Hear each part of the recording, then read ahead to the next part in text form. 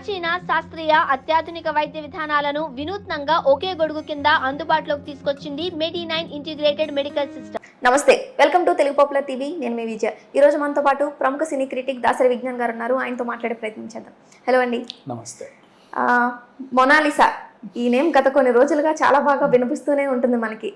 అయితే ఈమె విదేశాలకు కూడా వెళ్తుంది, సినిమా ఛాన్సెస్ వచ్చినాయి అని కొంతమంది, ఎవరు ట్రాప్లోనో పడిందని ఇంకొంతమంది, రీసెంట్గా ఒక ప్రమోషన్ కూడా ఏదో చేసినట్టున్నారు. అయితే ఒకటి ఎవరు ట్రాప్లోనో పడిందని చెప్పేసి బాగా వైరల్ అవుతుంది. అసలు ఏం జరిగిందంటారు? అతను ఎవరంటారు? ప్రొడ్యూసర్ జితేంద్ర నారాయణ్.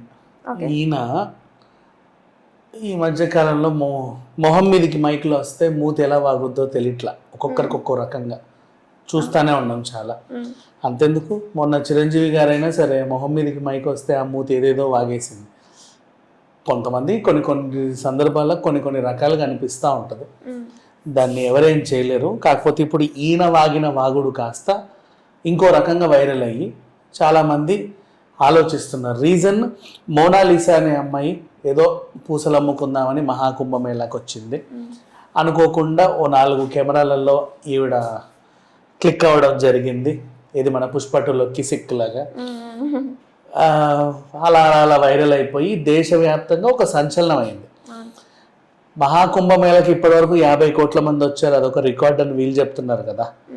50 కోట్ల మందిలో ఇంచు ఒక 80% మెంబర్స్ మోనాలిసా గురించి మాట్లాడుకున్న వాళ్ళే ఉన్నారు. కొంతమంది చూసిన వాళ్ళు, కొంతమంది అవును ఈ మోనాలిసా ఎక్కడ ఉంటుందో కనుక్కోండి అనుకున్న వాళ్ళు, ఇలా రకరకాల కోసం వెతికిన వాళ్ళు, వెళ్ళిపోయిందంట కదా అనుకున్న వాళ్ళు ఉన్నారు చాలామంది. అన్ఎక్స్పెక్టెడ్గా సంచలనం అంతే. మనకు అంతే కదా, సోషల్ మీడియాలో ఎప్పుడైనా ఎవరైనా వస్తే ఎక్కడికో తీసుకెళ్ళిపోతాం.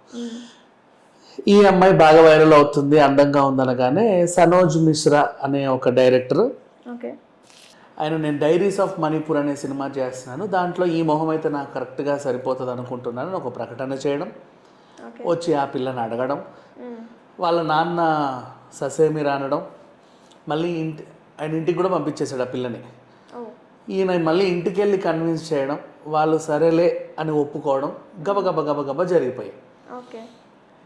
ఇప్పుడు రీసెంట్లీ కేరళలో ఒక జ్యువెలరీ షోరూమ్కి ఈ అమ్మాయిని ఓపెనింగ్కి పిలిచారు. వాళ్ళు 15 లక్షల విలువైన ఒక చిన్న డైమండ్ నెక్లెస్ కూడా ఇచ్చారు.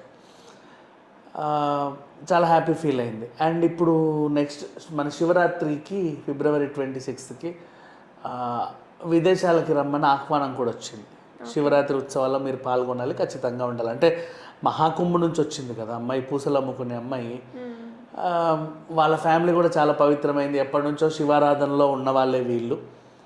శివరాత్రికి వీళ్ళని పిలిస్తే బాగుండని ఎవరో ఆహ్వానం ఇస్తే టు అండ్ ఫ్రో ఫ్లైట్ టికెట్లు వేశారు. తను వెళ్తుందో వెళ్ళదో తన ఇష్టం, బట్ ప్రజెంట్ అయితే ఆహ్వానం అయితే అందింది.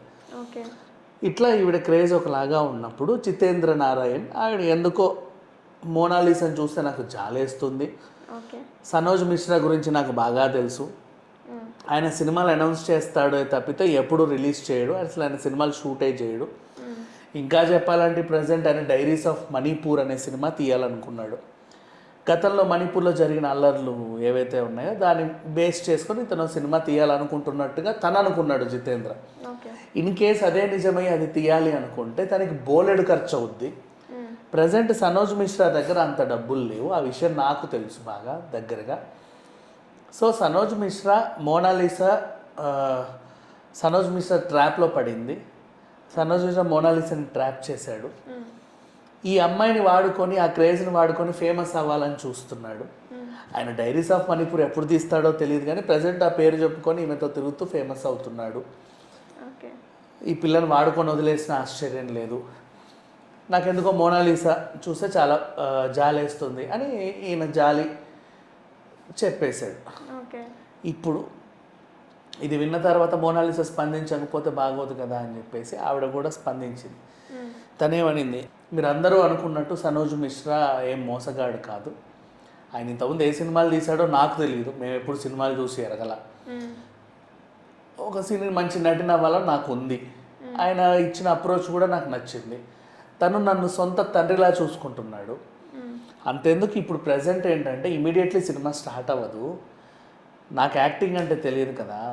సో ఒక యాక్టింగ్ స్కూల్లో నన్ను చేర్పించి నాకు అందులో తుది మెరుగులు నేర్పిస్తున్నాడు.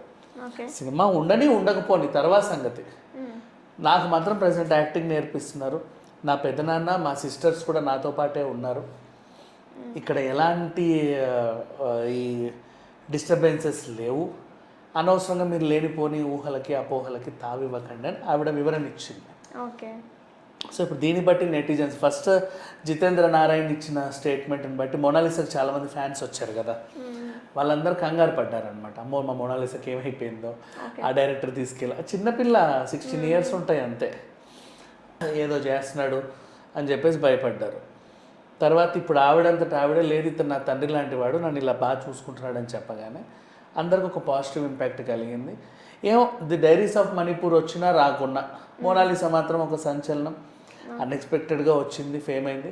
ఇంకేదైనా సినిమా సైన్ చేసినా అది ముందు వచ్చి ఇది తర్వాత వచ్చినా సరే ఆమె క్రేజ్ అలాగే ఉంటుంది. ఉండాలనే కోరుకుందాం మనస్ఫూర్తిగా. ఓకే ఓకే ఓకే అండి, థ్యాంక్ యూ.